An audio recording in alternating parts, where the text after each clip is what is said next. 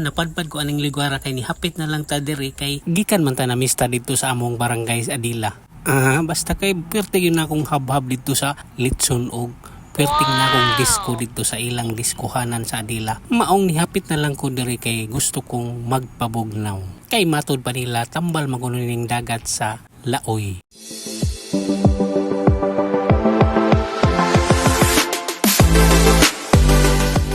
Patikangkang napunta diri sa Tulangdiot Island kay murag init man kayo ang panahon karon. Ato ning tagamtamon ang kabugnaw sa dagat panahon sa summer season. Tan-aw ni nato ang isla sa Tulangdiot ug unsa kanindot. Nipliti ra gyud ta og 20 pesos gikan sa Esperanza Tulang kay aron masud-ong ni nato ang unsa kanindot sa isla sa Tulangdiot. Sag katungo pagkahibaw ug asa ni mahimutang ang Tulangdiot. Anaaran nito sa isla sa Camotes.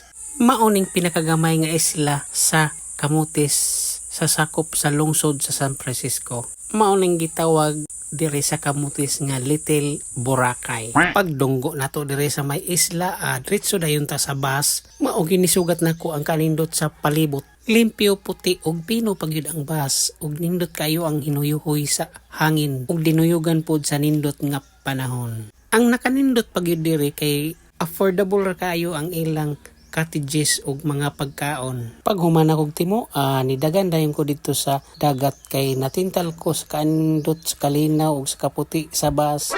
Ug init pagyud kaayo kay summer ang dating so magpabugnaw ta. Samtang nagsawom-sawom ko diri sa ilawom sa dagat, ako nakita pod kaning ilawom nga limpyo gud siya ug lawom pagyud kaayo. Ang nakanindot pagyud ani mga kasimod kay wala kay makitang mga bato ug mga sagbot diri sa ilawom sa dagat.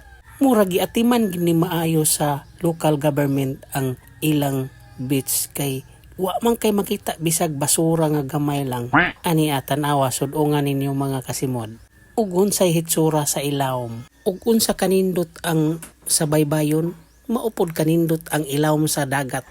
Basta kay makaingon gyud kag dili gyud kaganahan mo uli na basta makaanhi kaning dapita kay perting ninduta sa dagat tin-aw pagyud kayo. Sa katong ganahan mo anhi dinhi, dili gyud magmahay kay perting ninduta aning lugar. Alang sa kasayuran, napadpad ko aning ligwara kay nihapit na lang ta diri kay gikan man ta na mista dito sa among barangay sa Adila.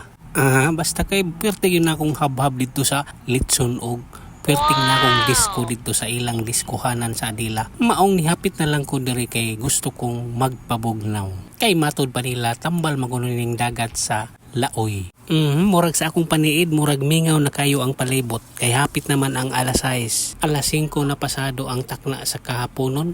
Ug mo pinising tagkaligo karon kay muuli na takarong taod-taod. Ngadto sa mainland sa Esperanza Tulang. Kay basin maabdan ta des kagabion. Wala ra ba ko'y kauban, basin hamukon ko diri. Kay nga no, mutuuli ka ng ungo. Ay sus, kanang ungo gud nga mugbog lupad, mao man na siya ungo sa mga bagong panahon karon. Kana gud ungo nga napingis unya wa katugpa, mao na siya ungo. Ug sabtang ni pahuway ta des baybayon, naglingkod-lingkod. Ug ang dagat pod nagsigi magpangamay kay aron paliguon ako. Mudagan dayon tangad to sa lawom kay atong dayban ning lawom kayong dagat. Kay mura magsigig pangamay nako kaning dagat nga tin-aw kayo. Tuod no? Tin-aw gid kayo sa amo gani.